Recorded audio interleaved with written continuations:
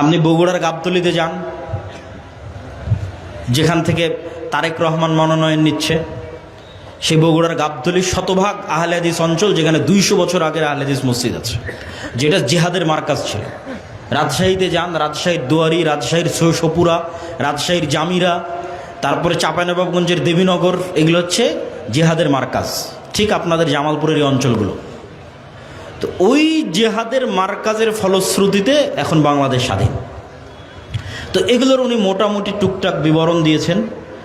তারপরে আল্লামা ইহসান আলাহি জাহির রাহিমাহুল্লাহ ওনার যে শ্রম সেটার কথা বলেছেন। সানাউল্লাহ অমৃতসরীর কথা বলেছেন। তারপরে বিহারের রাজধানী পাটনার আশেপাশে সাদিকপুর আছে, মৌলানা সাদিকপুরের যারা পরিবার, সেই সাদিকপুরের পরিবারেরও বিশাল অবদান আছে এই ভারত উপমহাদেশে বাররে সাগিরে সঠিক আকিদার দাওয়াতে। তো এই বিশাল ইতিহাস বলার পর উনি আপনাদের কাছে যে দাবি রেখেছেন যে এই যে দীর্ঘ ইতিহাস লা ইলাহা ইল্লাল্লাহর দাওয়াতের, আপনারাও কি সেই লা ইলাহা ইল্লাল্লাহর দাওয়াতকে সামনের দিকে এগিয়ে নিয়ে যেতে প্রস্তুত আছেন কিনা? ধারাবাহিক যত নবী অতীতে চলে গেছে, সাহাবীরা এবং আলেম ওলামারা, তারা কিভাবে তাওহীদের দাওয়াত দিয়েছেন, লা ইলাহা ইল্লাল্লাহর দাওয়াত দিয়েছেন, এবং সেই দাওয়াত দিতে গিয়ে কেমন কষ্ট ধৈর্য সহ্য করেছেন, সেগুলোই একটা করে ধারাবাহিক বলতেছিলেন। কিছু শব্দ আপনাদের জানা থাকলে পরে ওনার বক্তব্য বুঝতে সুবিধা হবে। যেমন বাররে সাগির মানে হচ্ছে ভারত উপমহাদেশ, বাররে সাগির মানে হচ্ছে এই উপমহাদেশ। এই কথাটা বহুবার এসেছে, বাররে সাগির মানে ভারত উপমহাদেশে। তারপরে মির্জাইয়াত মানে হচ্ছে গোলাম আহমদ কাদিয়ানির যে কাদিয়ানি মতবাদ, সেটারই আরেকটা নাম হচ্ছে মির্জাইয়াত, মানে ওর নামের আগে মির্জাও ছিল, মির্জা গোলাম আহমদ কাদিয়ানি। তো যেমন কাদিয়ানি মতবাদ তেমন মির্জাই মতবাদ, ওটা উনি বলেছেন যে মির্জাইয়াত। আর খাতমে নবুয়াত মানে হচ্ছে আল্লাহ নবী সর্বশেষ নবী, খাতমে নবুয়াতের পরে যেন আর কেউ নবুয়াতের দাবি না করলে কাফের। এরকম কিছু কিছু শব্দ আছে, এগুলো মনে থাকলে পরবর্তীতে আপনি উর্দু বক্তব্য বুঝতে পারবেন, সহজ হবে আর কি। তো প্রথমত বিভিন্ন নবীর নাম নিয়ে উনি বলেছেন যে সমস্ত নবীরা পৃথিবীতে এসেছে এবং লা ইলাহা ইল্লাল্লাহর দাওয়াত দিয়েছে, তার মধ্যে শুরু করেছেন নূহ আলাইহিস সালামকে দিয়ে। নূহ আলাইহিস সালাম প্রায় 950 বছর তাওহীদের দাওয়াত দিয়েছে।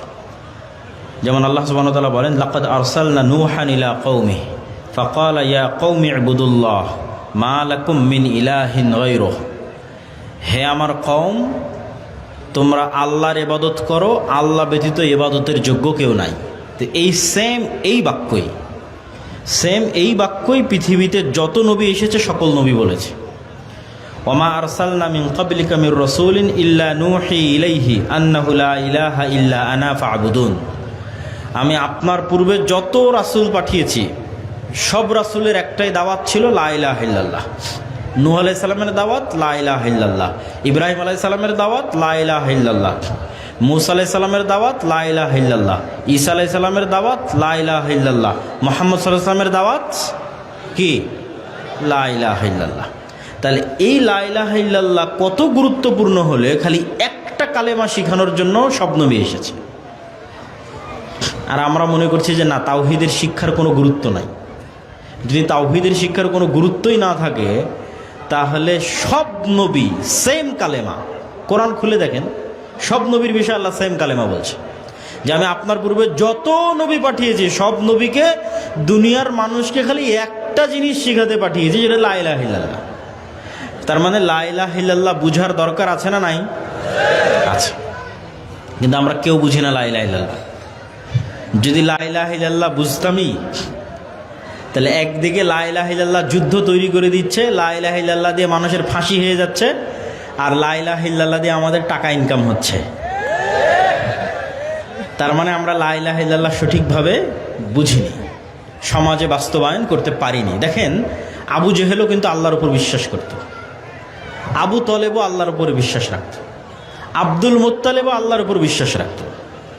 আরে আসহাবে ফিলের ঘটনা তো আল্লাহর নবী যে বছর জন্ম হয় সে বছর, উনি আসার আগেই, উনি নবুয়ত প্রাপ্তির আগেই। আলাম তারা কাইফা ফাআলা রাব্বুকা বিআসহাবিল ফিল, আব্রাহার বাহিনী। তো আব্দুল মুত্তালিব বলছে, যে ঘর বানিয়েছে, যার ঘর সে হেফাজত করবে। তো কার ঘর? আল্লাহর ঘর। তাহলে আব্দুল মুত্তালিব আল্লাহর উপর বিশ্বাস রাখে না রাখে না? রাখে। এবং কাবা ঘরের মধ্যে জাতের মূর্তি হলো নবীদের মূর্তি, ইব্রাহিমের মূর্তি, ইসমাইলের মূর্তি। তাহলে তারাও আল্লাহর উপর ঈমান রাখতো। তাহলে মুহাম্মদ সাল্লাল্লাহু আলাইহি ওয়াসাল্লামের লা ইলাহা ইল্লাল্লাহর অর্থ এমন কি অর্থ যে আবু জাহাল, আবু লাহাব আল্লাহর উপর ঈমান রাখার পরও যুদ্ধ লেগে গেল। তাহলে মুহাম্মদ সাল্লাল্লাহু আলাইহি ওয়াসাল্লামের লা ইলাহা ইল্লাল্লাহর অবশ্যই এমন কোনো অর্থ আছে যে অর্থ আবু জাহাল, আবু লাহাবের পক্ষে মানা সম্ভব নয়। যে লা ইলাহা ইল্লাল্লাহ দিয়ে রুজি রুটি হয় সেই লা ইলাহা ইল্লাল্লাহ নয়। এই লা ইলাহা ইল্লাল্লাহ ভিন্ন লা ইলাহা ইল্লাল্লাহ। এই লা ইলাহা ইল্লাল্লাহ ডাইরেক্ট আঘাত করে ক্ষমতার মসনদে যারা থাকে তাদের কলিজায়। কেন? কোরআনের দলিল, আমি নিজে বানিয়ে বলছি না তো। ইব্রাহিম আলাইহিস সালামের লা ইলাহা ইল্লাল্লাহ আঘাত করেছে তৎকালীন বাদশাহ নমরুদের কলিজায়, নাকি? তারপর ইব্রাহিম আলাইহিস সালামকে বের করে দিল, আগুনে নিক্ষেপ করলো, ডাইরেক্ট বাদশাকে গিয়ে হিট। মুসা আলাইহিস সালামের কালেমা ডাইরেক্ট হিট করেছে তৎকালীন বাদশাহ ফেরাউনের কলিজায়। আর মুহাম্মদ সাল্লাল্লাহু আলাইহি ওয়াসাল্লামের কালেমা হিট করেছে তৎকালীন যারা কুরাইশদের সম্রাট ছিল, গোত্র প্রধান ছিল, সেই সমস্ত গোত্র প্রধানদের বুকে। আর আমাদের লা ইলাহা ইল্লাল্লাহতে কি হচ্ছে? এমপি মন্ত্রীরা আরও আমাদের ঘনিষ্ঠ হচ্ছে, আমাদেরকে আরও সিট দিচ্ছে, আমাদেরকে আরও নমিনেশন দিচ্ছে, তাই না? তাহলে লা ইলাহা ইল্লাল্লাহর মধ্যে পার্থক্য আছে। এক লা ইলাহা ইল্লাল্লাহ ক্ষমতার মসনদে আঘাত করে জুলুম নির্যাতন নেমে আসে, সেটারই উনি ধারাবাহিক বর্ণনা দিচ্ছিলেন যে লা ইলাহা ইল্লাল্লাহ কি হয়। তো আমি যতটুকু নোট করতে পেরেছি অতটুকু বলতেছি। রাসূলুল্লাহ সাল্লাল্লাহু আলাইহি ওয়াসাল্লাম লা ইলাহা ইল্লাল্লাহর দাওয়াত দিতে গিয়ে কত কষ্ট সহ্য করেছে। তার মধ্যে উনি তায়েফের ময়দানে রাসূল সাল্লাল্লাহু আলাইহি ওয়াসাল্লামের প্রহার হওয়ার ঘটনা উল্লেখ করেছে। তারপরে পাহাড়ের ফেরেশতা থেকে শুরু করে জিবরাইল তারা এসেছে আল্লাহ নবীর কাছে, সেই ঘটনা উল্লেখ করেছেন। এবং আল্লাহ আমাদের নবীকে বলছে ফাসবির কামা সাবারা উলুল আজমি মিনার রাসূল, যারা অত্যাধিক ধৈর্যশীল রাসূল তাদের মতো ধৈর্য ধারণ করেন। তো অত্যাধিক ধৈর্যশীল রাসূল পৃথিবীতে 5 জন। অত্যাধিক ধৈর্যশীল রাসূল পৃথিবীতে কয়জন? 5 জন। নূহ, ইব্রাহিম, মুসা, ঈসা, মুহাম্মদ, উলুল আজম। এরা লা ইলাহা ইল্লাল্লাহর দাওয়াত দিতে গিয়ে সবচেয়ে বেশি জুলুমের শিকার হয়েছে। আর এত জুলুমের শিকার হওয়ার পর ধৈর্য হারায়নি। আর এদের 5 জনের মধ্যে সর্বশ্রেষ্ঠ কে? মুহাম্মদ সাল্লাল্লাহু আলাইহি ওয়াসাল্লাম। এবং উনি বলতেছে যে লা ইলাহা ইল্লাল্লাহর দাওয়াত দিতে গিয়ে শুধু আমরা নবীরা মাজলুম হয়েছে তা নয়, সাধারণ মানুষও মাজলুম হয়েছে। সাধারণ মানুষ মাজলুম হওয়ার দলিল কোথায়? আসহাবুল উখদুদের ঘটনা। সূরা বুরুজের মধ্যে আসহাবুল উখদুদের ঘটনা আছে। ওমা নাকামু মিনহুম ইল্লা আইয়ুমিনু বিল্লাহিল আজিজ। যে একটা গর্ত খুঁড়ে একটা পুরো গ্রামের মানুষকে, পুরো শহরের মানুষকে আগুনে জ্বালিয়ে দেওয়া হচ্ছে। বলা হচ্ছে হয় আল্লাহর উপর ঈমান ছাড়ো, না হয় আগুনে ঝাঁপ দাও। মা কোলে সন্তান নিয়ে আগুনে যাচ্ছে, তো মা দ্বিধা করছে, আমি আগুনে গেলে তো আমার ছেলেও আগুনে। তো কোলের সন্তান বলে উঠতেছে, মা আপনি হকের উপর আছেন, আগুনেই যান, এই আগুনের মধ্যেই জান্নাত আছে। তো লা ইলাহা ইল্লাল্লাহর দাওয়াত দিতে গিয়ে শুধু নবীরা মাজলুম হয়েছে না সাধারণ মানুষও মাজলুম হয়েছে?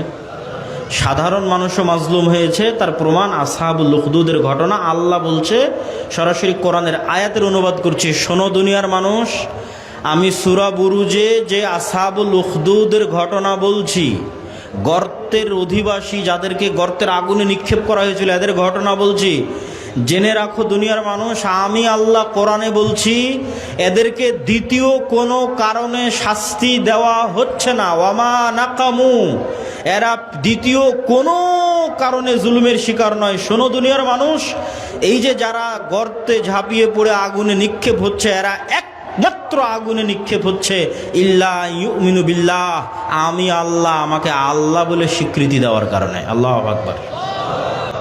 আল্লাহর কোরআনের স্পষ্ট ঘোষণা যে এরা দ্বিতীয় কোনো কারণে এইভাবে মাজলুম হচ্ছে। তাহলে আমরা কোথায়? আমাদের ঈমান কোথায়? আমরা সেই জুলুম কখন সহ্য করলাম? যেটা আল্লাহ সুবহানাহু ওয়া তাআলা আম হাসিবতুম আন তাদখুলুল জান্নাহ, কিভাবে তোমরা মনে করলে জান্নাতে যাওয়া এত সহজ? ওয়ালাম্মা ইয়াতিকুম মাসালুল লাযিনা খালাউ মিন ক্বাবলিকুম, অথচ তোমাদের উপর ওই রকম অত্যাচার জুলুম আসলোই না। মিনাল বাসাই ওয়াদ দাররা, অত্যাচার জুলুম আসলোই না যা অতীতের মানুষের কাছে চলে গেছে। করাত দিয়ে ফেড়ে ফেলা হয়েছে, হত্যা করা হয়েছে, নবীদের হত্যা করা হয়েছে, তোমাদের তো এই জুলুম আসেই না। তারপর উনি বলতে বলতে বেলাল রাদিয়াল্লাহু তাআলা আনহুর কথা বলেছে, সুমাইয়া রাদিয়াল্লাহু তাআলা আনহার কথা বলেছে, যে বেলালকে তপ্ত মরুভূমিতে কীভাবে অত্যাচার করা হয়েছে শুধু লা ইলাহা ইল্লাল্লাহর কারণে। এই জন্য উনি মুখে বলতে থেকেছেন আহাদ আহাদ, মানে যেই কারণে আমাকে শাস্তি দিচ্ছ ওটা বলেই আমি শান্তি পাচ্ছি, যেই কারণে আমাকে শাস্তি দিচ্ছ ওটাই আমার হৃদয়ের প্রশান্তি। সেটা কি? আল্লাহ আহাদ, আল্লাহ এক এবং অদ্বিতীয়, এবং তিনি একমাত্র ইবাদতের যোগ্য। সুমাইয়ার কথা বলেছেন, ফাসবিরি আলা ইয়াসির ইন্না মাউইদাকুমুল জান্নাহ। সুমাইয়ার লজ্জা স্থানে আঘাত করে হত্যা করা হয়েছে। রাসূল সাল্লাল্লাহু আলাইহি ওয়াসাল্লাম বলছেন, হে ইয়াসিরের পরিবার, আজকের এই অসহায় অবস্থায় আমি নবী তাওহীদের দাওয়াত দিচ্ছি, তাওহীদের দাওয়াতের কারণে আমার চোখের সামনে তোমাদের জুলুম করা হচ্ছে, কিন্তু আমি এত অসহায় যে তোমাদের বাঁচানোর ক্ষমতা নেই। নবী কত অসহায়, যে নবী তার উম্মতকে বাঁচাতে পারতেছে না, কিন্তু নবী কিন্তু কম্প্রোমাইজ করেনি। নবী তাদেরকে সান্ত্বনা দিচ্ছে, দেখো আমাদের এই দাওয়াতের ফল দুনিয়াতে দিব, এটা আমার ওয়াদা নয় যে আজ তুমি আমার দাওয়াতে আছো তাই কালকে তোমাকে এমপি বানিয়ে দেবো, মন্ত্রী বানিয়ে দেবো, সিট দিয়ে দিব, টাকা পয়সা বাড়ি গাড়ি দিয়ে দেবো না। আমার দাওয়াতে জবাব দিচ্ছ, একটাই জিনিস দিতে পারি, আর বেশি নয়, ইন্না মাউইদাকুমুল জান্নাহ। পরকালে মৃত্যুর পর যদি জান্নাত চাও তাহলে ফাসবির, দুনিয়াতে তাওহীদের এই কষ্টের উপর ধৈর্য ধারণ করো। বলেন আল্লাহু আকবার। সালমান ফারসির উদাহরণ দিয়েছেন, তারপরে সাহাবায়ে কেরাম এবং ওলামায়ে কেরামের উদাহরণ দিয়েছেন। তার মধ্যে আহমদ বিন হাম্বল, শাইখুল ইসলাম ইবনে তাইমিয়া, ইমাম মালিক এদের কথা বেশি করে উল্লেখ করেছেন। আহমদ বিন হাম্বলের কথা কেনা জানে, 10 লক্ষ হাদিসের হাফেজ, বাগদাদের মাটিতে শুধু হক কথা বলার কারণে, সত্যটা বলার কারণে তাকে চাপ দিয়ে দমিয়ে দাবিয়ে সত্য থেকে দমানো যায়নি, সত্য থেকে দাবানো যায়নি। যেমন শায়েখ আব্দুর রাজ্জাক বিন ইউসুফকে করোনার সময় কত রকম করে চাপ দেওয়া হয়েছে যে না আপনি বলেন যে 3 ফুট দূরে দাঁড়িয়ে সালাত আদায় করা যাবে, মাস্ক পরে সালাত আদায় করা যাবে, আপনি মাস্ক পরে যান। সেই এসবি অফিসে ওনাকে ডেকে পাঠিয়েছে, এসবি সরাসরি প্রধান, ওই সময়ের যে প্রধান ছিল তারা, তো ওখানে উনি মাস্ক পরে যাবে না, কেউ ওনাকে মাস্ক পরাতে পারেনি। অথচ তখন এত কড়া নিরাপত্তা চলতেছে ওই এসবি অফিসে, করোনার সবচেয়ে কঠিন ভয়ঙ্কর মুহূর্তে ওনাকে ডাকাও হয়েছে এই কারণে যে আপনি এই ফতোয়া দিতে পারবেন না। তো ঠিক আহমদ বিন হাম্বলের উপর তো এরকম যুগ গেছে, হয়তো আজকে আমাদের উপর সেরকম জুলম আসেনি, কিন্তু সত্যের উপর অটল থাকা খুব কঠিন। আহমদ বিন হাম্বল সত্যের উপর অটল থেকেছে। আহমদ বিন হাম্বলের মৃত্যুতে লক্ষ লক্ষ মানুষ উপস্থিত হয়েছে, আর জানাজা দেখে কয়েক হাজার অমুসলিম মুসলমান হয়ে গেছে। যে মানুষের এত বড় জানাজা হয়, মানুষকে মানুষ এত ভালোবাসতে পারে, মানুষকে মানুষ এত সম্মান করতে পারে, অথচ ছিল জেলখানায়, কিন্তু আল্লাহ মানুষের অন্তরে তার প্রতি ভালোবাসা তৈরি করে দিয়েছে। ইমাম মালিকের কথা বলেছেন। তারপরে এসেছেন বাররে সগীর, মানে ভারত উপমহাদেশ, শাহ ইসমাইল শহীদ, শাহ ওলিউল্লাহ মুহাদ্দিস দেহলভী, সৈয়দ নজির হোসাইন দেহলভী, তারপরে হচ্ছে মাওলানা সানাউল্লাহ অমৃতসরী, আল্লামা ইহসান ইলাহি জহির, তারপরে আমাদের বাংলাদেশের আল্লামা আবদুল্লাহ কাফি আল কোরাইশি, ডক্টর আব্দুল বারী রাহেমাহুল্লাহ, এগুলো এক সিরিয়ালে উনি নাম বলেছেন। তো এটার সংক্ষিপ্ত ইতিহাস তো আমি আমার বহু বক্তব্যে বলেছি। ভারত উপমহাদেশে জিহাদ আন্দোলন, ব্রিটিশ বিরোধী আন্দোলন, দিনের প্রচারের আন্দোলনের আমার 1.5-2 ঘন্টার বক্তব্য আছে, আজ থেকে 3-4 বছর, 4-5 বছর আগে দেওয়া। ইউটিউবে সার্চ দিলে পাওয়া যাবে, ভারত উপমহাদেশে আহলে হাদিসদের ইতিহাস নামে সার্চ দিলে পাওয়া যাবে। সংক্ষেপে বলি, যেহেতু উনি নামগুলো উল্লেখ করেছে। ভারত উপমহাদেশে যখন বাদশাহ আলমগীর হচ্ছে মোগল আমলের শেষ বাদশাহ, মানে শক্তিশালী শেষ বাদশাহ, তো বাদশাহ আলমগীরের যুগেই ফতোয়া আলমগীরি, ফতোয়া হিন্দিয়া লেখা হয়, যেটার বোর্ড অফ মেম্বার ছিল শাহ ওলিউল্লাহর বাবা আব্দুর রহিম। ওই সময় শাহ ওলিউল্লাহর আবির্ভাব। শাহ ওলিউল্লাহ প্রথম ভারত উপমহাদেশে কোরআন হাদিস এগুলো নিয়ে আসেন এবং এগুলোর দার্স শুরু করেন। শাহ ওলিউল্লাহর পরে এগুলোর দার্স তার ছেলেরা অব্যাহত রাখে। একটু ধীর স্থির, আমাদের বক্তব্য প্রায় শেষের দিকে চলে এসেছে।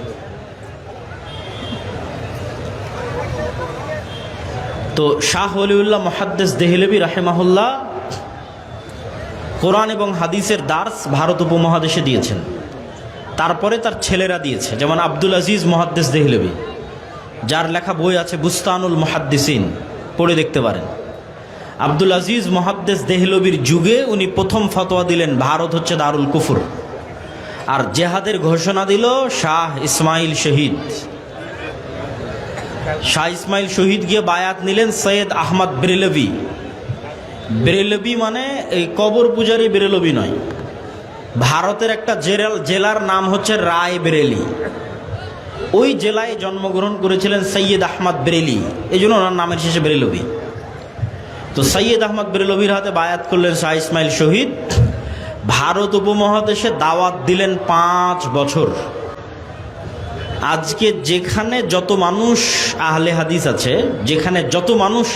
আছে, দুই দাওয়াতের ফসল, হয় সৈয়দ নজির হোসাইন দেহলবির ছাত্রদের দাওয়াত, আর না হয় শাহ ইসমাইল শহীদের যে দাওয়াতি সফর ছিল সেই দাওয়াতি সফরের দাওয়াত।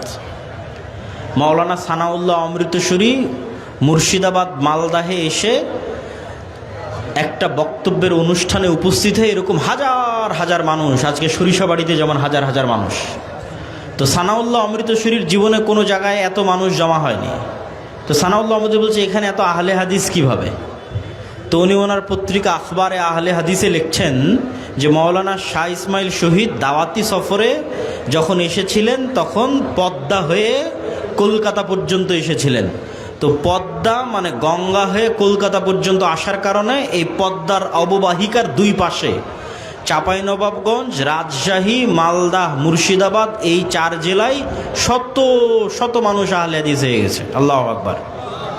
তো এখন পুরো ভারত উপমহাদেশ একদম কাবুল থেকে শুরু করে একদম মায়ানমারের রেঙ্গুন পর্যন্ত যেখানে আপনি কবর পূজা মুক্ত, শিরক বিদাত মুক্ত মানুষ পাবেন, 2টা দাওয়াতের ফসল। এক হয় নাজির হোসাইন দেহলবির ছাত্র, আর না হয় শাহ ইসমাইল শহীদের দাওয়াত। নাজির হোসাইন দেহলবির হাদিসের সিলসিলাই এখন পর্যন্ত আমাদের পর্যন্ত এসেছে। আর নাজির হোসাইন দেহলবি যাদের ছাত্র ছিলেন তাদের শাহ ওলিউল্লাহ মুহাদ্দিস দেহলবির হাদিসের সিলসিলা দেওবন্দি বেরেলবি সবার কাছেই আছে। দেওবন্দি আহলে হাদিস বেরেলবি সবার কাছে সেম হাদিসের সিলসিলা, শাহ ওলিউল্লাহ মুহাদ্দিস দেহলবির হাদিসের সিলসিলা। তো শাহ ইসমাইল শহীদ 5 বছর দাওয়াত দেওয়ার পর বললেন আল্লাহর নবী প্রথমে দিয়েছে দাওয়াত, তারপরে ঘোষণা দিয়েছে জেহাদের। তো এবার জেহাদের ঘোষণা দিতে হবে। তো জেহাদ করার জন্য নিরাপদ জায়গায় চলে যেতে হবে। চলে গেলেন সেই সীমান্ত অঞ্চল, বালাকোট পাকিস্তানে আছে, বালাকোটের সীমান্তবর্তী অঞ্চলে চলে গেলেন শাহ ইসমাইল শহীদ সৈয়দ আহমদ বেরেলবি। জেহাদ করলেন, শিখদের বিরুদ্ধে জেহাদে শহীদ হলেন। আল্লাহ তাকে শহীদ হিসেবে কবুল করুক, আল্লাহুম্মা আমিন। যদি আমি আজকে বলে যাচ্ছি अल्लामा साहब को ज़्यादा पता होगा, मुझे लगता है कि अगर अल्लामा शाह इस्माइल शहीद उस वक्त सिखों के खिलाफ जिहाद ना करता तो आज लाहौर में मुसलमानों का वजूद भी ना होना था। আজকে লাহোরে মুসলমানদের অস্তিত্ব টিকেই আছে শাহ ইসমাইল শহীদের শিখদের বিরুদ্ধে জিহাদের কারণে। ইতিহাস পড়ে দেখেন। আর আজকে বাংলাদেশ কেন স্বাধীন হলো 47-এ, অন্য ভারত উপমহাদেশের অঞ্চলগুলো স্বাধীন হলো না কেন? শাহ ইসমাইল শহীদের 1831-এর জেহাদে যত অঞ্চল থেকে বেশি মানুষ অংশগ্রহণ করেছিল তার বলা যায় 60-70% মানুষ বাংলাদেশ থেকে অংশগ্রহণ করেছিল। তাহলে বাংলাদেশ যে আজকে আজাদ, আজকে স্বাধীন, এটারও বীজ শাহ ইসমাইল শহীদের জিহাদ আন্দোলনের সময় রোপণ হয়েছে। আপনি বগুড়ার গাবতলীতে যান, যেখান থেকে তারেক রহমান মনোনয়ন নিচ্ছে, সেই বগুড়ার গাবতলী শতভাগ আহলে হাদিস অঞ্চল, যেখানে 200 বছর আগের আহলে হাদিস মসজিদ আছে, যেটা জিহাদের মার্কাজ ছিল। রাজশাহীতে যান, রাজশাহীর দুয়ারি, রাজশাহীর সপুরা, রাজশাহীর জামিরা, তারপরে চাঁপাইনবাবগঞ্জের দেবীনগর, এগুলো হচ্ছে জেহাদের মার্কাজ, ঠিক আপনাদের জামালপুরের এই অঞ্চলগুলো। তো ওই জেহাদের মার্কাজের ফলশ্রুতিতে এখন বাংলাদেশ স্বাধীন। তো এগুলোর উনি মোটামুটি টুকটাক বিবরণ দিয়েছেন। তারপরে আল্লামা ইহসান ইলাহি জাহির রাহিমাহুল্লাহ ওনার যে শ্রম সেটার কথা বলেছেন। সানাউল্লাহ অমৃতসরীর কথা বলেছেন। তারপরে বিহারের রাজধানী পাটনার আশেপাশে সাদিকপুর আছে, মাওলানা সাদিকপুরের যারা পরিবার, সেই সাদিকপুরের পরিবারেরও বিশাল অবদান আছে এই ভারত উপমহাদেশে বারে সাগিরে সঠিক আকিদার দাওয়াতে। তো এই বিশাল ইতিহাস বলার পর উনি আপনাদের কাছে যে দাবি রেখেছেন যে এই যে দীর্ঘ ইতিহাস লা ইলাহা ইল্লাল্লাহর দাওয়াতের, আপনারাও কি সেই লা ইলাহা ইল্লাল্লাহর দাওয়াতকে সামনের দিকে এগিয়ে নিয়ে যেতে প্রস্তুত আছেন কিনা? আল্লাহ সুবহানাহু ওয়া তাআলা আমাদের কবুল করুক। নিরঙ্কুশভাবে, নিষ্কলুষভাবে লা ইলাহা ইল্লাল্লাহর দাওয়াতকে নবীদের পদ্ধতিতে, সাহাবীদের পদ্ধতিতে, অতীতে চলে যাওয়া সালাফে সালেহিনের পদ্ধতিতে সামনের দিকে।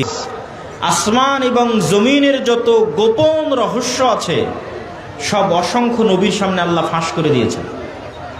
তার মধ্যে একজন নবী মুহাম্মদ সাল্লাল্লাহু আলাইহি ওয়াসাল্লাম।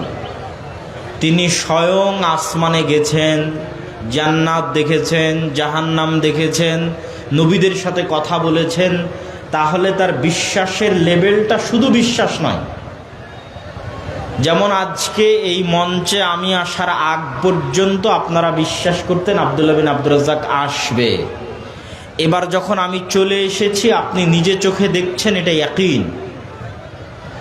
তো আপনারা বিশ্বাস করেন জান্নাত আছে, জাহান্নাম আছে, মুহাম্মদ সাল্লাল্লাহু আলাইহি ওয়াসাল্লাম নিজে চোখে দেখেছে। এই যে জান্নাত, এই যে জাহান্নাম, দুই বিশ্বাসের মধ্যে আসমান জমিন পার্থক্য আছে। আপনি বিশ্বাস করছেন 7 আসমান আছে, 7 আসমানের উপরে আল্লাহ সুবহানাহু ওয়া তাআলা আছে। মুহাম্মদ সাল্লাল্লাহু আলাইহি ওয়াসাল্লাম নিজে 7 আসমান সফর করেছেন, আল্লাহর সাথে কথা বলেছেন। তার বিশ্বাসের লেভেল অন্য জায়গায়। কিন্তু কথা হচ্ছে মানুষ হিসেবে রাসূলুল্লাহ সাল্লাল্লাহু আলাইহি ওয়াসাল্লামের সাহাবীরা যেই লেভেলের বিশ্বাস স্থাপন করতো, আমরা অন্তত কাছাকাছি তো ওই লেভেলের বিশ্বাস আমাদের দরকার। কিন্তু আমাদের বিশ্বাসটা এখন নাই বললেই চলে, জিরোর কোঠায়, শূন্যের কোঠায়। তার অসংখ্য দলিল, অসংখ্য প্রমাণ আমি দিব। দেখেন, আমরা যদি বিশ্বাস করি আদম আলাইহিস সালাতু ওয়াস সালাম আসমান থেকে এসেছে, তাহলে আসমান থেকে নামার দরজা আছে, নাহলে আসলো কোত্থেকে? শুধু কোরআন নয়, বাইবেল, ইনজিল, তাওরাত সব পরিপূর্ণ হয়ে আছে যে আদম আলাইহিস সালাম জান্নাতে ছিলেন, হাওয়া আলাইহিস সালাম জান্নাতে ছিলেন, আসমানে ছিলেন, ওখান থেকে নামিয়ে দেওয়া হয়েছে। তার মানে আসমানে যাওয়া যায়, আসমান থেকে নামা যায়। আমরাই তো জান্নাতে ছিলাম, এই জন্য আল্লাহ বলেছে যে এটা তোমাদের ওয়ারিস, তোমরা আগেই মালিক ছিলা। আমল দিয়ে তোমাদের যেই জান্নাতের তোমরা ওয়ারিস ছিলা, সেই জান্নাতের ওয়ারিস পাকাপোক্ত করবা। জান্নাতে তোমরা আগেই ছিলা, ওয়ারিস সূত্রে জান্নাতের তোমরা মালিক। আমল দিয়ে সেটা কনফার্ম করতে হবে। যেমন ইউনিয়ন অফিস থেকে ওয়ারিশান সার্টিফিকেট নিয়ে আসতে হয়, কেউ তো আর আপনাকে বাদ দিতে পারবে না, কিন্তু তারপরে সার্টিফিকেটের দরকার হয় খাজনা খারিজের জন্য। তো জান্নাতে তো আপনার পিতাই ছিল, তা আপনি ওয়ারিশ সূত্রে জান্নাতের মালিক, কিন্তু আমল দিয়ে সেখানে পৌঁছতে হবে। তার মানে জান্নাত আছে, জান্নাত থেকে নিচে নামা যায়, আবার নিচে থেকে উপরে উঠা যায়। এটা অত কঠিন কিছু নয়, অনেক সহজ কিছু। আমরা বলছিলাম অদৃশ্যের উপর বিশ্বাস, যা চোখে দেখা যায় না সেটার উপর বিশ্বাস। এটাই ইসলাম, এটাই ঈমান। বিশ্বাসের মাত্রার উপর নির্ভর করবে মুসলমানদের মুক্তি। বিশ্বাসের মাত্রা যত দুর্বল হবে, মুসলমানেরা দুনিয়ার সাথে তত কম্প্রোমাইজ করবে। বিশ্বাসের মাত্রা যত কঠিন হবে, যত মজবুত হবে, পরিস্থিতি যত কঠিনই হোক না কেন, ধৈর্য ধারণ করবে, বিজয় মুসলমানের পদচুম্বন করবে। দেখবেন উদাহরণ, এগুলো তো আর কাল্পনিক অবাস্তব কথা আমি বলছি না, পৃথিবীতে এই জিনিসগুলো ঘটে গেছে। বাস্তব উদাহরণ দেখেন, আজকের মুসলমানেরা, আজকের গাজার মুসলমানেরা ইসরায়েলের তুলনায় যত দুর্বল, আজকের মিয়ানমারের রোহিঙ্গা মুসলমানেরা মিয়ানমারের জান্তা সরকারের তুলনায় যত দুর্বল, আজকের চায়নার উইঘুর মুসলমানেরা চায়নার পারমাণবিক শক্তির অধিকারী রাষ্ট্রের তুলনায় যত দুর্বল, নবী মুসা আলাইহিস সালাতু ওয়াস সালাম দুনিয়াবী শক্তির দিক থেকে ফেরাউনের কাছে তার চেয়ে হাজারো গুণে, লক্ষ গুণে বেশি দুর্বল ছিলেন। কোরআন পড়ে দেখেন আপনি, মুসা আলাইহিস সালাতু ওয়াস সালামের অসহায়ত্ব দেখেন। ফেরাউনের কাছে যাওয়ার সাহস পর্যন্ত মুসা আলাইহিস সালাতু ওয়াস সালামের ছিল না। কি পরিমাণ দুনিয়াবী দিক থেকে দুর্বল হলে ফেরাউনের মুখোমুখি হওয়ার সাহস মুসা আলাইহিস সালাতু ওয়াস সালামের ছিল না। তিনি আল্লাহর কাছে কত কি চাচ্ছেন, আল্লাহ আমার জিহ্বা ঠিক করে দেন, রব্বি শরহ লি সাদরি ওয়া ইয়াসসির লি আমরি ওয়াহলুল উকদাতাম মিন লিসানি ইয়াফকাহু কওলি। আল্লাহ একাই নয়, আমার সাথে আমার ভাইকে দিয়ে দেন। দুনিয়াবী শক্তির দিক থেকে আমার এবং আপনার চাইতে মুসা আলাইহিস সালাতু ওয়াস সালাম আজকের মুসলমানদের চাইতে ফেরাউনের কাছে শত গুণ, হাজার গুণে বেশি দুর্বল ছিলেন। কিন্তু মুসা আলাইহিস সালাতু ওয়াস সালামকে আল্লাহ ঈমান বিল গায়েবের স্তরকে ইয়াকিনের লেভেলে নিয়ে গেছে। ঈমান বিল গায়েবের স্তরকে আল্লাহ মুসা আলাইহিস সালামের ঈমান বিল গায়েবের স্তরকে ইয়াকিনের লেভেলে নিয়ে গেছে। মুসা, তুমি বাহ্যিক দৃষ্টিতে যে পৃথিবী দেখো, এই পৃথিবী সব কিছু নয়। বাহ্যিক পৃথিবীর যত কার্যকরণের সূত্র আছে এটাই লাস্ট, ফুল স্টপ নয়। এগুলো সবগুলোর আড়ালে যিনি আলা কুল্লি শাইইন কাদির ফাআলুল লিমা ইউরিদ, তার হাত আছে। তোমাকে তোমার চোখের সামনে দেখাই, বলো তোমার হাতে যে লাঠি আছে এটা কতদিন থেকে তোমার কাছে, কি করো তুমি? তো দীর্ঘদিন থেকে উনি ওই লাঠি দিয়ে গাছের পাতা পাড়ে ছাগল বকরি খাওয়ায়। আর যখনই রাস্তার মধ্যে কোনো গর্ত আসে তখন লাঠির উপর ভর দিয়ে লাফ দিয়ে পার হয়ে যায়। তো আল্লাহ আরেকটা লাঠি, নতুন লাঠি মুসা আলাইহিস সালামকে দিয়ে বলছে, মুসা এই যে একটা লাঠি দিলাম, এটা ধরো তো, এটা ধরে ছাড়ো তো, দেখো সাপ হয়ে যাবে। এটা না, তুমি যে লাঠি গত 30-40-50 বছর থেকে ব্যবহার করে আসতেছো ওই লাঠি। আমি এখন আজকে নতুন কোনো লাঠি দিয়ে সাপ বানিয়ে দিচ্ছি, এটা না। তুমি যে লাঠি আজ দীর্ঘদিন থেকে ব্যবহার করে আসতেছো ওই লাঠিটা ছাড়ো। তো ওই লাঠিকে আল্লাহ সুবহানাহু ওয়া তাআলা সাপ বানিয়ে দিলেন। ফেরাউন বলল এটা জাদু। মুসা আলাইহিস সালাম বলল ঠিক আছে, সকল জাদুকরকে ডাকা হোক। সকল জাদুকর উপস্থিত হলো। জাদুকরেরা তাদের দড়ি, তাদের লাঠি ছাড়লো। জাদুকরদের দড়ি আর লাঠিও সাপ হয়ে গেল। এবার মুসা আলাইহিস সালাম তার লাঠি ছাড়লেন, সেটাও সাপ হলো।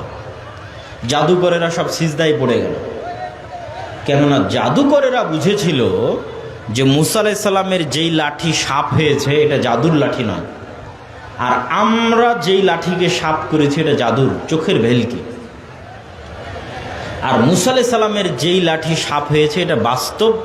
পুকুরে যে জ্যান্ত জীবন্ত সাপ আছে, বিলে নদীতে জঙ্গলে আল্লাহর তৈরি করা যে জ্যান্ত জীবন্ত সাপ আছে, জাদুর নয়, চোখের ভেলকির নয়, ওই জ্যান্ত জীবন্ত সাপে পরিণত হয়ে গেছে এই লাঠি।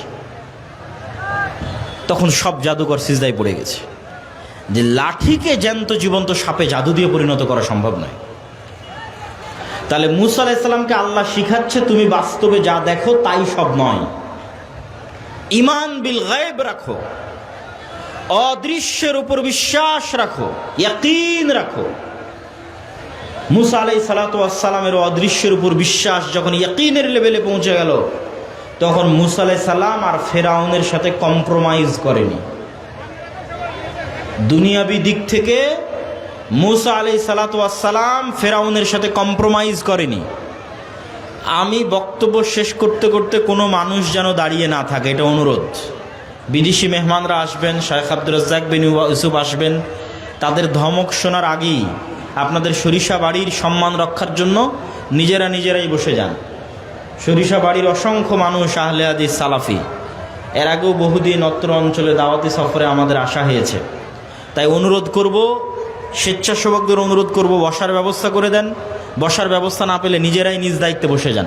এখানেও যারা দাঁড়িয়ে আছেন তারাও নয়, হাতের ডানে যারা দাঁড়িয়ে আছেন তারাও নয়, দয়া করে বসে পড়বেন। তো মুসা আলাইহিস সালাতু ওয়াস সালামের ঈমান বিল গায়বকে আল্লাহ ইয়াকিনের স্তরে নিয়ে গেছে, যার কারণে মুসা আলাইহিস সালাম ফেরাউনের সাথে দুনিয়াবি দিক থেকে কম্প্রোমাইজ করেনি।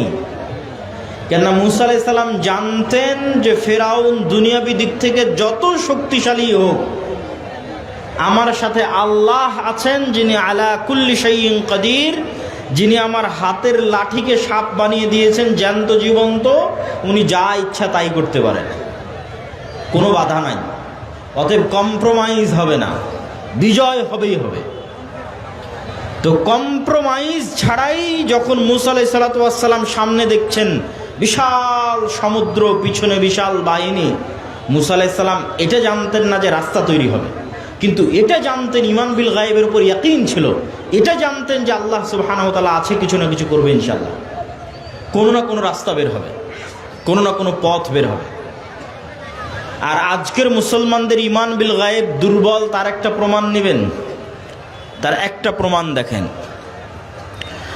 মুসলমানদের ঈমান বিল গায়ব আল্লাহর অস্তিত্বের উপর, ফেরেশতার অস্তিত্বের উপর, পরকালের অস্তিত্বের উপর। পরকাল আছে, পরকালই বাস্তব, দুনিয়ায় সব কিছু নয়। পরকালের বিজয় বিজয়, দুনিয়ার বিজয় বিজয় নয়। পরকালের সম্মানই সম্মান, দুনিয়ার সম্মান কোনো সম্মান নয়। ইন্নাল ইজ্জাতা লিল্লাহি জামিআ, সকল সম্মানের মালিক একমাত্র আল্লাহ সুবহানাহু ওয়া তাআলা।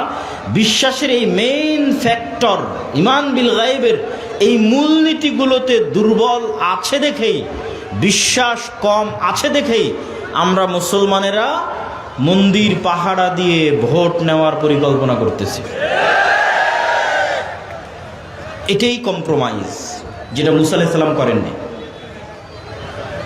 শিরকের সাথে কম্প্রোমাইজ, বাতিলের সাথে কম্প্রোমাইজ। কেন? আমার কাছে এখন এটাই একমাত্র রাস্তা ক্ষমতায় যাওয়ার। এটাই হচ্ছে দুনিয়াবী চিন্তা ভাবনা, বস্তুবাদী চিন্তা ভাবনা, ম্যাটেরিয়ালিস্টিক চিন্তা ভাবনা। আপনি দেখছেন যে এটাই এখনই একমাত্র ক্ষমতায় যাওয়ার রাস্তা, আর আল্লাহ কোরআনে বলছেন সারা পৃথিবীর ক্ষমতায় যাওয়ার রাস্তা। সারা পৃথিবীর 50টা মানুষও যদি বের হয় বাংলাদেশের, 50টা মানুষ যাদের ইমানের লেভেল সাহাবীদের ইমানের লেভেলের মতো, এরা সারা পৃথিবী জয় করে ফেলবে। শুধু বাংলাদেশ না, সারা পৃথিবী। যাদের সৎ আমল সাহাবীদের সৎ আমলের মতো। কেননা মুসলমানদের যেগুলো পাওয়ার হাউস, শক্তির জায়গা, শক্তির যেগুলো টেকনোলজি, সেগুলোই তো মুসলমানেরা ছেড়ে দিয়েছে। মুসলমানদের প্রকৃত পাওয়ার হাউস হচ্ছে আল্লাহর সহযোগিতা। আর আল্লাহর সহযোগিতা পৃথিবীতে টেনে নিয়ে আসে, আল্লাহর সহযোগিতা পৃথিবীতে নামিয়ে নিয়ে আসে। এরকম অসংখ্য শক্তিশালী টেকনোলজি মুসলমানদের আছে, যেগুলো মুসলমানেরা ছেড়ে দিয়েছে। ছেড়ে দিয়ে শুধু দুনিয়াবী রাস্তা দিয়ে বিজয় অর্জন করতে হবে। কেন? ঈমান বিল গায়েব নাই। কি সেই টেকনোলজি যেগুলো দিয়ে আল্লাহর অদৃশ্য মদদ পৃথিবীতে নেমে আসবে, টেনে নেমে নিয়ে আসা যাবে? তার আগে আল্লাহ সুবহানাহু ওয়া তাআলার অদৃশ্য কিছু মদদ দেখেন, সহযোগিতা দেখেন। সাহাবীদের ঈমানের স্তর দেখেন, সাহাবীদের ঈমানের স্তরের লেভেল দেখেন। ঈমানের 2 নম্বর পয়েন্ট হচ্ছে ঈমান বিল মালাইকা। আমানতু বিল্লাহি ওয়া মালাইকাতিহি। 2 নম্বরেই আছে ফেরেশতাদের উপর বিশ্বাস। সবাই মুখে আপনারা বলবেন আজকে যে আমরা ফেরেশতার উপর বিশ্বাস করি। খুব কম মানুষ বাস্তবে ফেরেশতার উপর বিশ্বাস করে। কেউ বুকে হাত দিয়ে বলতে পারবে না যে সে বাস্তবে ফেরেশতার উপর বিশ্বাস করে। অথচ ফেরেশতার অস্তিত্বটা কেমন আপনাকে বোঝানোর জন্য বলি। আপনি জন্মের পর আপনার বাবা মাকে দেখেছেন। আমি যদি বলি এটা আপনার বাবা মা না, আপনার বাবা মা পৃথিবীতে নাই, বিশ্বাস করবেন না। আর আপনি বিয়ে করার পর আপনার সন্তান হয়েছে আপনার চোখের সামনে, আমি যদি বলি এটা আপনার সন্তান নয়, নাই, বিশ্বাস করবেন না। তো আপনার সন্তানের অস্তিত্ব আপনার কাছে যত বাস্তব, আপনার পিতা মাতার অস্তিত্ব আপনার কাছে যত বাস্তব, আপনার ভাই বোনের অস্তিত্ব আপনার কাছে যত বাস্তব, তার চেয়ে বেশি বাস্তব ফেরেশতার অস্তিত্ব। আরও যদি স্পষ্ট করে বলি, এখন আপনারা এখানে বসে আছেন, আমি যদি বলি যে না আপনারা এখানে কেউ বসে নাই, আপনারা এখানে কেউ বসে নাই, এ কথা সত্য হয়ে যেতে পারে। আপনারা বসে থাকার পর এ কথা সত্য হয়ে যেতে পারে, কিন্তু আপনাদের এখানে বসে থাকা যতটা বাস্তব, তার চেয়ে বেশি বাস্তব এখানে আল্লাহর ফেরেশতা আছে। আপনার অস্তিত্বের চেয়ে বেশি বাস্তব, আপনার পিতা মাতার অস্তিত্বের চেয়ে বেশি বাস্তব, আপনার সন্তান সন্ততি ভাই বোনের অস্তিত্বের চেয়ে বেশি বাস্তব। কেন আমি বলছি যে এগুলোর চেয়ে বেশি বাস্তব? কেননা মানুষ সৃষ্টি হওয়ার পর প্রথম কোনো মানুষের সাথে পরিচিত হয়নি। আমাদের সবার আদি পিতাকে আদম আলাইহিসসালাতু ওয়াসসালাম।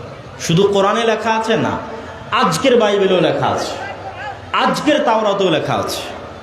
Old testament, new testament, Torah, আজকের যেটা 5000 বছরের বিকৃতির পর, সেটাতেও লেখা আছে যে সকল মানুষের আদি পিতা আদম আলাইহিস সালাম, যাকে আল্লাহ সৃষ্টি করেছেন আসমানে, জান্নাতে। তো আদম আলাইহিসসালাতু ওয়াসসালামের সন্তান আমরা, তাহলে আমরা মানুষ। আমাদের আল্লাহ সর্বপ্রথম যখন সৃষ্টি করেছেন তথা আমাদের পিতা আদম আলাইহিস সালামকে, তখন আদম আলাইহিস সালাম সৃষ্টি হওয়ার পর আর একটা মানুষের সাথে পরিচিত হয়নি যে না এটা আদম, এই যে এটা তোমার বউ, আদম এই যে এটা তোমার বাবা মা, আদম এই যে এটা তোমার ছেলে মেয়ে, না। আদম আলাইহিসসালাতু ওয়াসসালাম সৃষ্টি হওয়ার পর সর্বপ্রথম ভিন্ন জগতের 2টা প্রাণীর সাথে পরিচিত হয়েছে। একটার নাম ফেরেশতা আর একটার নাম জিন। তাহলে মানুষের সাথে মানুষের অস্তিত্ব আগে আসলো না মানুষের সাথে ফেরেশতার অস্তিত্ব আগে আসলো বলেন? তাহলে আপনার বাবা মায়ের অস্তিত্বের চাইতে, সন্তানের অস্তিত্বের চাইতে কার অস্তিত্ব সবার আগে? ফেরেশতার অস্তিত্ব সবার আগে। আপনি তো সৃষ্টি হওয়ার পরে আগে ফেরেশতাকে দেখেছেন। ওয়াইজ ক্বালা রাব্বুকা লিল মালাইকাতি ইন্নী জাইলুন ফিল আরদি খলিফা ক্বালু আতাজআলু ফীহা মান ইউফসিদু ফীহা ওয়া ইয়াসফিকুদ দিমা। আল্লাহ যখন ফেরেশতাদের ডেকে বললেন আমি মানুষ সৃষ্টি করতে চাই, ওয়াইজ কুলনা লিল মালাইকাতি ইসজুদু লি আদম ফাসাজাদু, আমি যখন ফেরেশতাদের ডেকে বললাম তোমরা আদমকে সিজদা করো, ফেরেশতারা সিজদা করলো, কিন্তু ইবলিস অস্বীকার করলো। তাহলে তখন আর আদম বাদে আর দ্বিতীয় কোনো মানুষ নাই, তখন আদম আছে, ফেরেশতা আছে, জিন আছে। তাহলে আপনার সন্তান সন্ততির অস্তিত্বের চাইতে, পিতামাতার অস্তিত্বের চাইতে আপনার সাথে ফেরেশতা আছে, এটা বেশি সত্য। ফেরেশতার অস্তিত্বের বিষয়ে তো জোর কেন দিচ্ছি? ফেরেশতা দিয়ে আল্লাহ সাহায্য পাঠায়। তো আল্লাহ কিভাবে ফেরেশতা দিয়ে সাহায্য করেছে তার কিছু উদাহরণ দেব। তার আগে ফেরেশতাদের অস্তিত্ব সম্পর্কে আরো দুই একটা জিনিস জানি। ফেরেশতাদের কি দিয়ে তৈরি করা হয়েছে বলেন তো? নূর দিয়ে তৈরি করা হয়েছে। নূর মানে আলো, কিন্তু এই আলো নয় যে বিদ্যুতের আলো, সূর্যের আলো দেখছেন, এই আলো নয়। One kind of light but not this light. নূর এক প্রকারের আলো, তবে এই আলো নয়। তাহলে আগে নূরের অস্তিত্ব থাকতে হবে, তাহলে ফেরেশতার অস্তিত্ব থাকবে, যেহেতু ফেরেশতা নূর থেকে তৈরি। আমাদের নবী মুহাম্মদ সাল্লাল্লাহু আলাইহি ওয়াসাল্লাম বলছেন আল্লাহুম্মা জাআল ফি কলবি নূরা ওয়া ফি সামঈ নূরা ওয়া ফি বাসারি নূরা। হে আল্লাহ আমার অন্তরে নূর তৈরি করে দেন, হে আল্লাহ আমার কানে নূর তৈরি করে দেন, আমার চোখে নূর তৈরি করে দেন, লিসানি নূরা, আমার জিহ্বায় নূর তৈরি করে দেন, আমার ডানে নূর তৈরি করে দেন, বামে নূর তৈরি করে দেন, উপরে নূর তৈরি করে দেন, নিচে নূর তৈরি করে দেন, সামনে নূর তৈরি করে দেন, পিছনে নূর তৈরি করে দেন, আমার নফসে নূর তৈরি করে দেন, আর আমার নূরকে বাড়িয়ে দেন। রাসূল সাল্লাল্লাহু আলাইহি ওয়াসাল্লামের দোয়া। তাহলে নূর কিছু একটা যা চোখে তৈরি হয়, কানে তৈরি হয়, সামনে তৈরি হয়, পিছনে তৈরি হয়, এটা অস্তিত্বশীল একটা জিনিস। এটাকে ফিল করার জন্য, অনুভব করার জন্য উদাহরণ দেই। আপনার চোখের পাওয়ার আছে, কি দিয়ে বুঝবেন আপনার চোখের পাওয়ার আছে? মেশিন টেশিন দিয়ে মাপতে হয় চোখের পাওয়ার আছে।